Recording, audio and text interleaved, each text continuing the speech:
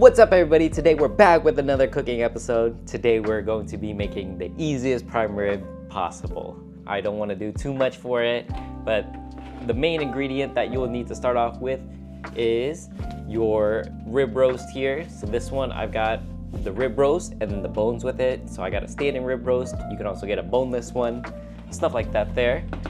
The next ingredient that you will need at the bare minimum is going to be salt. And then I'm also adding some ground black pepper and granulated garlic to make a SPG rub, simple and classic. The next thing that's optional is butcher's twine. So this is going to help me tie up the roast to keep it uniform and then so that it cooks at the same so it doesn't, start to droop. And then a meat probe. So this one, you stick it into the meat and then you can monitor the temperature so you're not overcooking it or undercooking it there. Reach your desired doneness. Next, we are also going to be eating it with the chimichurri sauce. So with that, you will need some red wine vinegar, some olive oil, a little bit of oregano because I want a little bit more spices in there and I like the smell of it, some garlic, and then I'm also planning to add some cilantro into there as well. And then the main ingredient for it, parsley. You will also need a couple of bowls and some measuring devices in case you're into that there. I'll let you know the quantities in their side over here.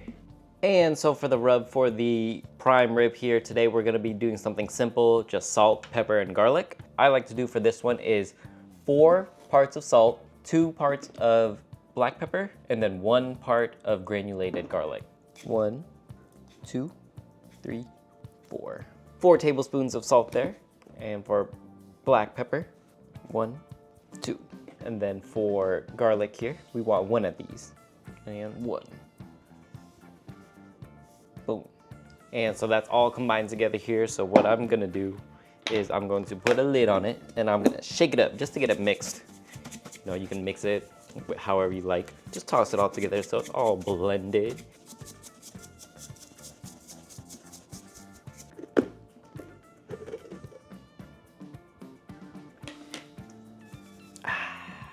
Okay, let's get this other stuff out the way now. Okay, we are going to be seasoning some of this meat here. So you want to pat dry your meat with a paper towel.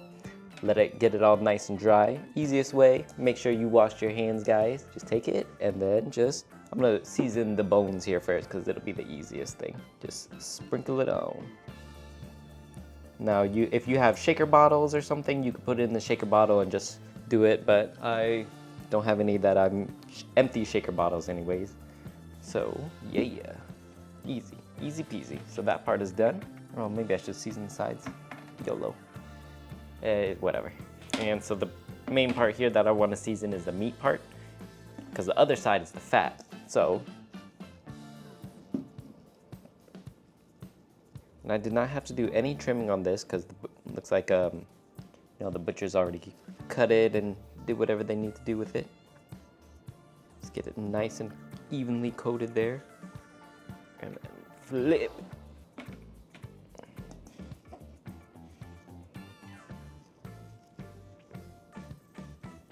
Okay, and so this part is getting to the fat side here. I probably should have just trimmed off some of it just so I can get more seasoning on the meat, but either way, we're also going to be seasoning the fat side as well.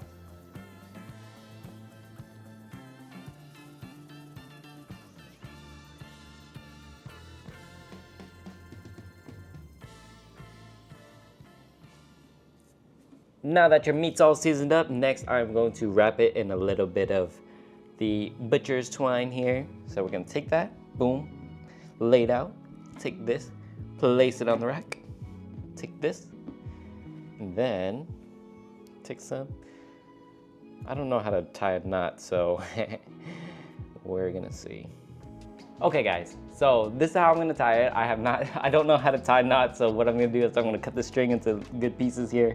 I'm gonna lay it out here. So I'm gonna spread it apart a little bit. Okay, put that on there. This one, just tie it like a shoe, right? Wish I did some research. It doesn't tie my roast really well, right?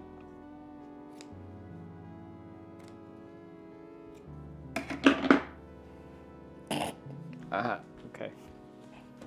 After a kind of successful, unsuccessful tying, I don't know how to tie, so it's all kind of messed up, but I try to imitate what the butcher did to try and keep it together, but these are pretty snug on there. I wish it was a little bit snugger so I could like pull it a little bit tighter, but oh well, it is what it is. I'm gonna put this in the fridge. This is supposed to be easy. This was probably the hardest part. I probably would not recommend if you do not know how to tie. I'm gonna put it in the fridge overnight and then yeah, we'll be back. So guys, it's the next morning here. We're gonna be setting up our charcoal basket. I've got the crazy idea to smoke it today rather than do it in my oven. Boom, I got some lump charcoal here today.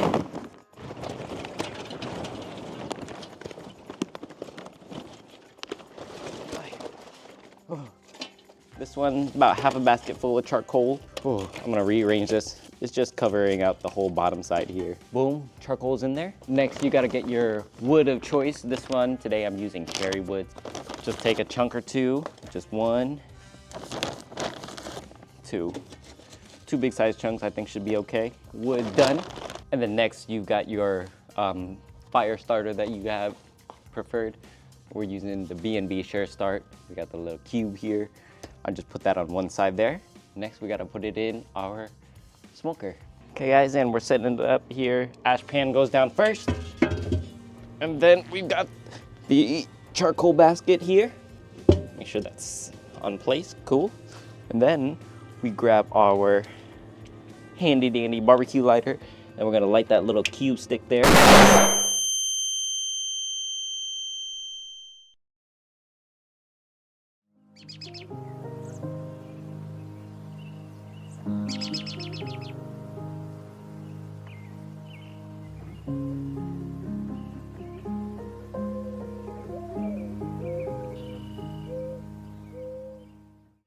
This one's not one of them propane ones. This one's a little butane one. It's too cold out.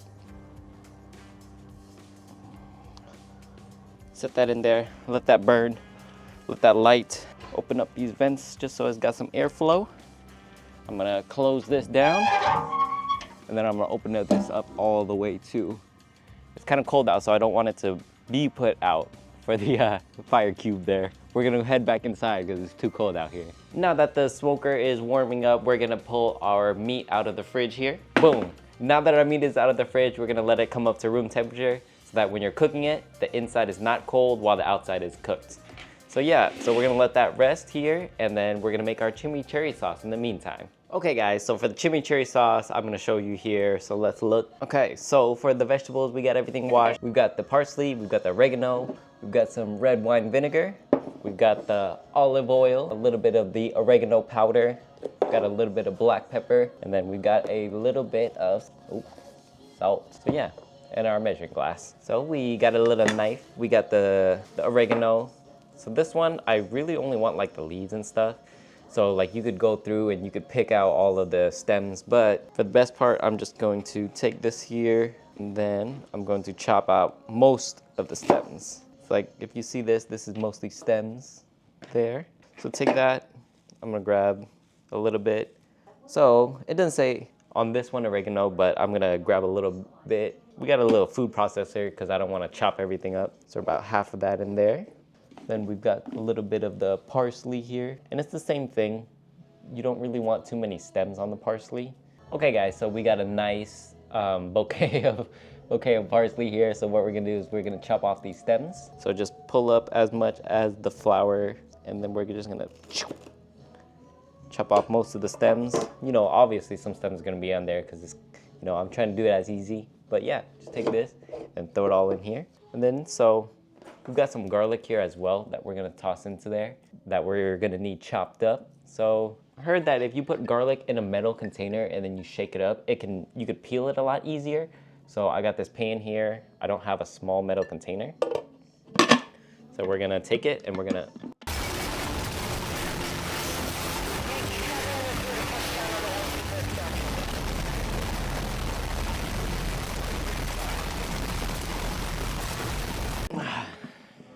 So we shook it a little violently there. Time for the moment of truth.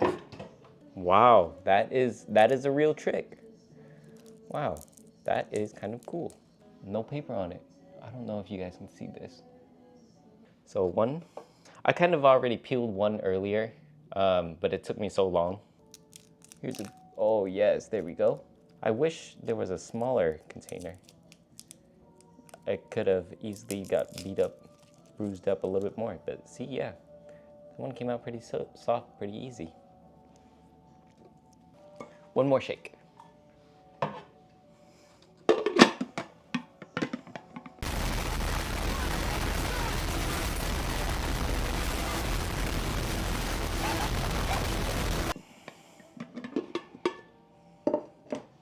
Oh, it loosened up a little bit more. See that? I see it. I understand it now. I don't know. I'm gonna cut this off because I don't like the way that looks. So boom, yeah, another garlic's in there. So boom, you got your parsley, you got your cilantro, and you got your garlic. I'm gonna chop this up in this little food processor, and I'll be right back. And guys, so I had to lighten up the load a little bit. It was a little too full, so yeah, so got everything in there. There we go, locked. And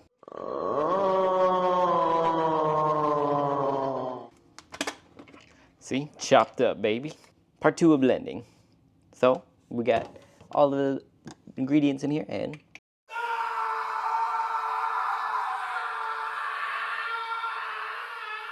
just to loosely chop everything, everything's chopped up for us, and now we're gonna put it back in our bowl. So we got all of our ingredients chopped up here, and we are going to put it into our bowl. So boom, everything in there.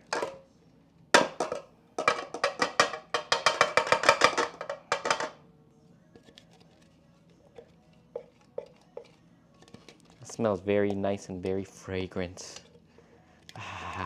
So everything's in our bowl here, guys. So we're gonna add some oregano powder. I'm just gonna do it. Well, 1, 2, 3, 4, 5, 6, 7.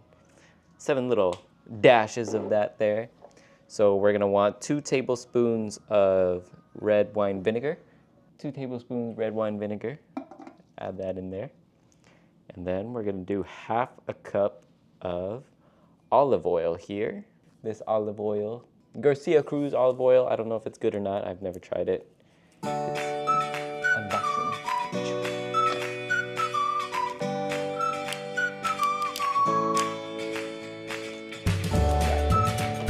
So, half a cup of that. Boom, half a cup of olive oil. So we're just gonna put that in there. This time I'm not using any shallots or onions because I forgot to buy them while I was in the store, but you could definitely add some extra stuff in there. Onion, shallots, peppers. So I got that. Just gonna mix it all together. And see, you see that? Now it's kind of looks too much like vegetables. Like I did too much garlic, or I mean I did too much parsley and I did too much cilantro. And then from here, if you don't like the way it looks, just add more. Just eyeball it. Just add a little bit more of this. Just to get it a little bit more liquidy. That is, it's smelling pretty good. Smelling tangy, smelling herbally. Yeah, so that's our chimichurri sauce. I'm gonna take this and then I'm gonna let it steep and mellow all the flavors, let it come together, you know. Then we can add a little bit of black pepper. Just add a little dash of that there. Yes, sir. I did a little too much salt, but I'm gonna take a little bit and add just a little pinch. So we'll let that come together, and after, we're gonna go put our meat in the smoker there. Okay guys, so we're back outside here. It's been about 30 or 40 minutes. The smoker is sitting a little high right now, around 275. So what I'm gonna do is I'm gonna back this down just a little bit. I'm just gonna trust the process. Hopefully it'll come back down. I know that the smoke should wait to clear up a little bit. Yeah, I think it's burning hot right now, so I think I'll be okay. I think one of the, if you look in there, you could see one of the woods just caught fire, so maybe that explains the spike, and maybe that explains why more of the smoke here. But yeah, I'm gonna put the roast on it. I'm also gonna put the bones that came with it here on it too, just for a little snacky snack later. We're gonna put that on there. Ooh, this feels nice. And opening it will drop the temperature down a little bit. See it? Came back down to 250 already. But yeah, we're gonna back the temperature back down to, I think I had good luck with 2. I haven't cooked on this thing in a while, so I forget. We're gonna leave it on 2 and then we'll check on it here in a little bit, just to make sure it's still the right temperature.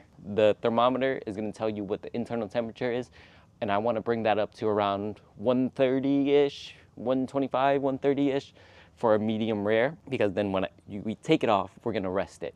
Okay guys, so it's been about 15 minutes here. I just went out and checked the smoker here, and we're sitting at, what is that, around between 300 and 325. So like, let's say 315, right? Temperature has stabilized around there.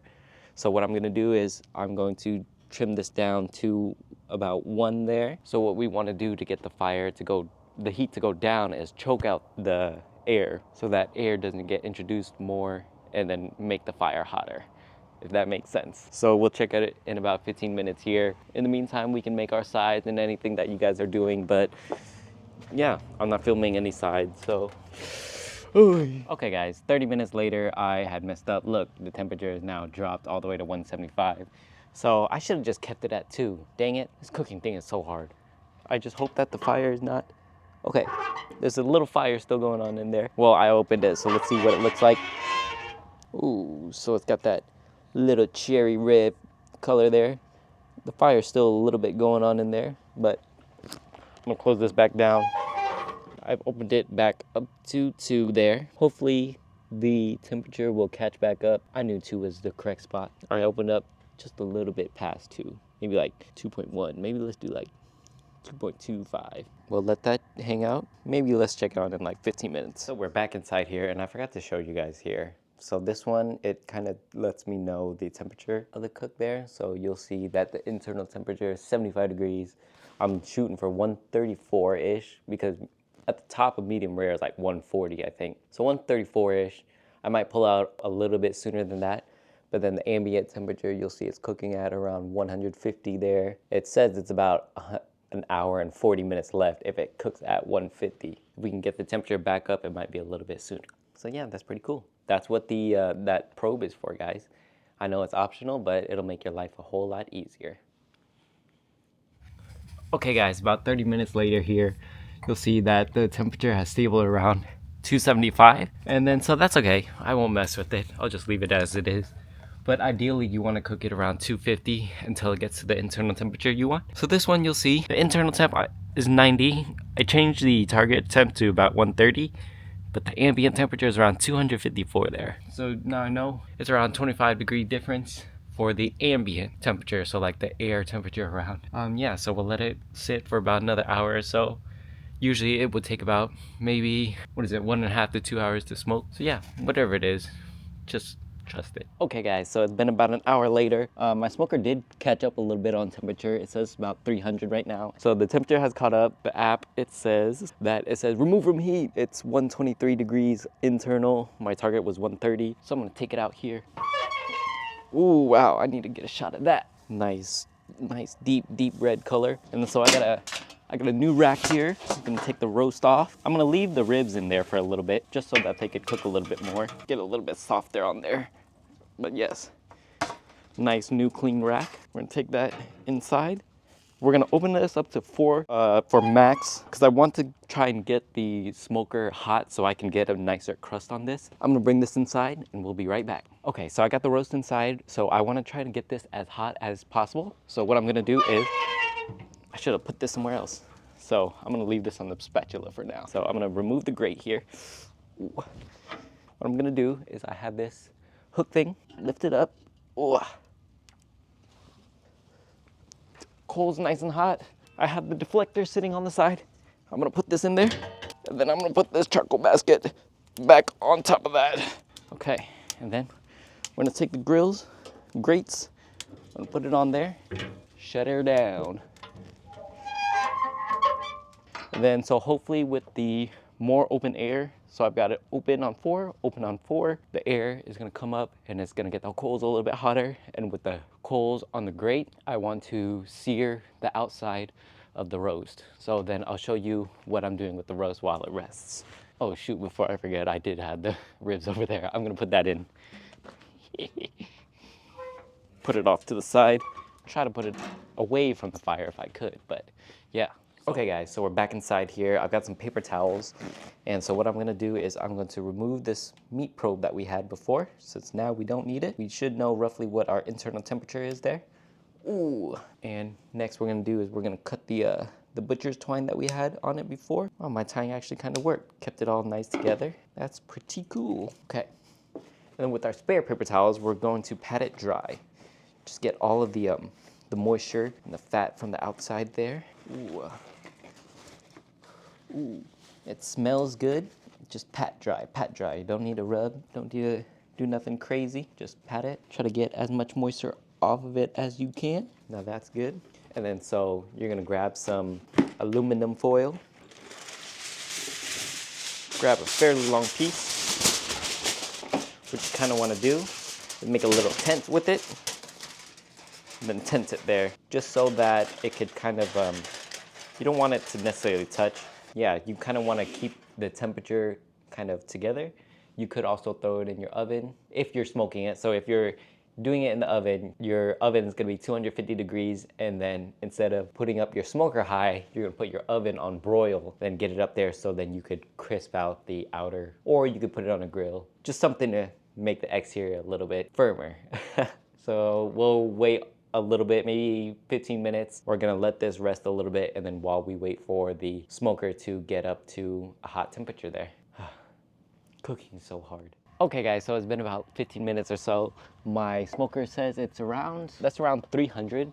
So I don't know if it's gonna be hot enough to get a sear. We're gonna give it a try here though. Put it directly over the fire. Ooh, hear that? So that is good.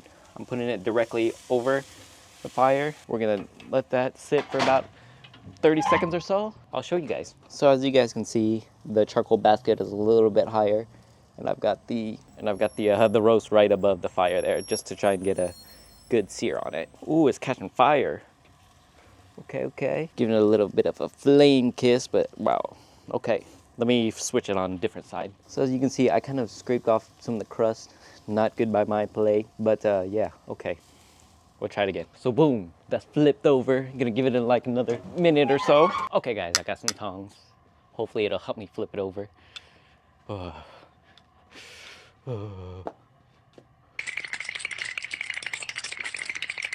put it on its side. It's on its side now, so get a crust on one side. Hopefully I'm not just overcooking it at this point. It's dark outside, as you guys can tell. 2.5 hours into our cook, and it went from sunny to dark. Welcome to the Midwest. Oh my God, bro. Oh, hell no. Okay, last flip on the last side here. I'm gonna do the, cause the other sides are like relatively small, so it doesn't make sense for me to do it like that. Oh, it's gonna fall, yep. Let's use this beef rib to keep it from falling. Prop it up against it. There you go, easy peasy.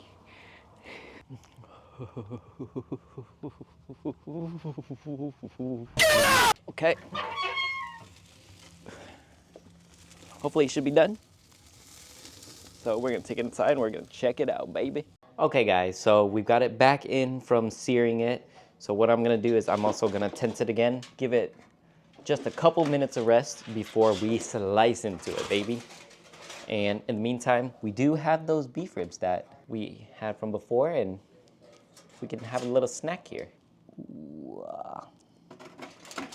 Okay guys, so I got my slicer here. We're gonna cut into the beef ribs here. Ow, that's hot. Ooh, ow, it's too hot, man. Ooh, ow. Not the best cuts, but here's the beef rib. Cute, demure, mindful. Oh, you ate. Wow, you ate. Let's give it a try. That's definitely not bad. It's a little charred. It is a little charred though, for sure. And I think that's because I had the beef ribs too close to the fire for too long when we tried to get the smoker temperature up higher. But other than that, not too bad. Still a little bit of a bite to it. I definitely could have cooked it a lot slower though. If it was cooked a lot slower, it'd be a lot better. That is a beef rib, baby. Little chef snack while the roast rests. It's turned out good so far. We'll give it a couple minutes before I cut into the roast here. This is the best chef snack ever. Okay guys, so it's been about 10-15 minutes here. We're gonna slice into it today. So, got my slicer again. Ooh, let's cut it. I want a kind of thick piece, so I'll slice it kind of thick.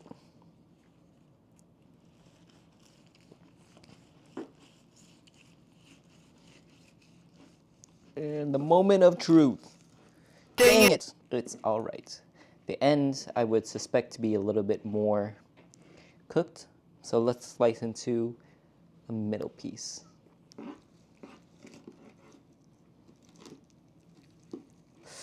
Okay.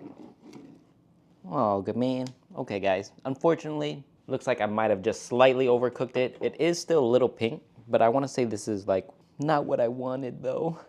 So now I know I should have pulled it off a little bit sooner. So I should have pulled it off at maybe like 1:15 actually. With doing the sear, just right off the bat, that's something that I could already improve on. Let me plate it up and then I'm gonna eat it and let you know how it is. Like it's the last night. Okay guys, now that our hard work is over, we finally get to relax. I got a little bit of wine here. Okay, I'm so excited. So this one, I'm gonna trim out the end because it's mostly fat and stuff. So I wanna get right down to the meaty. I do eat the fat, don't worry. But this one, I just wanna get right to the center. See how it is. So a good sized chunk here. This is my prime rib, baby. Let's taste it. A little big bite. Not bad. I can taste the light smoke of that cherry wood there. The chimichurri sauce gives it a nice like acidity. But the main beef in there, it tastes like beef, yes, but it just doesn't have as much flavor as I would like. I've never really had a super flavorful prime rib other than like the crust. If it's like rosemary thyme herb crusted. This one I just did a very simple SPG. You guys seen that? I would say it's pretty good. Prime rib, it's kind of like eating a nice steak. The sauce gives it another level. I could have done better though. I could have taken it off a little bit sooner. But other than that, I thought I messed up the whole time. And it turned out actually not too bad. At my rating, I would give the food, unluckily, a 2 out of 5 there. 2 out of 5, it's not the best, but it could be better. It is good, it's still edible. The chimichurri sauce, I feel like when I made it, it's missing something, or maybe my ratios were wrong, so that could be a play. I just kind of eyeballed it after reading the thing and after maybe doing too much herbs. It's not too bad. I would still eat it. I think it's still presentable, but I am kind of a snobby guy when it comes to eating food, so sorry, Chef Dinosaur DD. You are getting a 2 for this. Hey guys, I also wanted to add, even though that I gave myself a low rating for my cook, my brother actually gave me a 4 out of 5. He said that the meat was cooked well, but that the chimichurri sauce was missing something, and I'm thinking it was the shallot and the peppers for it. So if you made it this far, thank you for watching. Don't forget to like, comment, and subscribe down below. Shout out to everyone who has been checking up on me, asking where my videos have been. You know who you are. We'll see you on the next one. Bye.